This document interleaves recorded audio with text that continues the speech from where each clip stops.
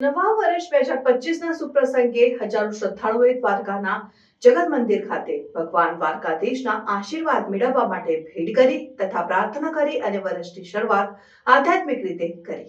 નવા વર્ષ 2025ના સુપ્રસંગે હજારો શ્રદ્ધાળુઓએ દ્વારકાના જગત મંદિર ખાતે ભગવાન દ્વારકાધીશના આશીર્વાદ મેળવવા માટે ભીડ કરી।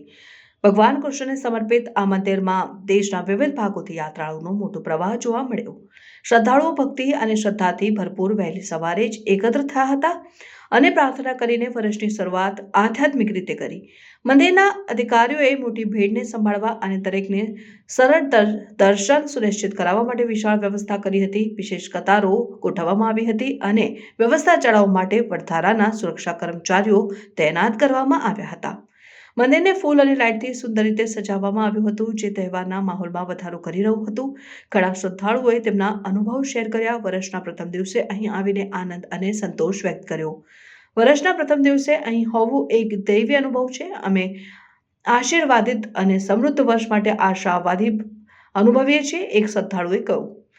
પૂજારીઓએ વિશેષ વિધિઓ અને આરતી કરીને બધા માટે શાંતિ, સમૃદ્ધિ અને સુખ માટે ભગવાન કૃષ્ણના આશીર્વાદનું આહ્વાન કર્યું। ભજનોના મંત્રો અને મંદિરના ઘંટનો અવાજ શાંતિપૂર્ણ અને આધ્યાત્મિક વાતાવરણ સર્જાતો હતો, જે શ્રદ્ધાળુઓના મનોબળને ઊંચા ઉઠાવતો હતો।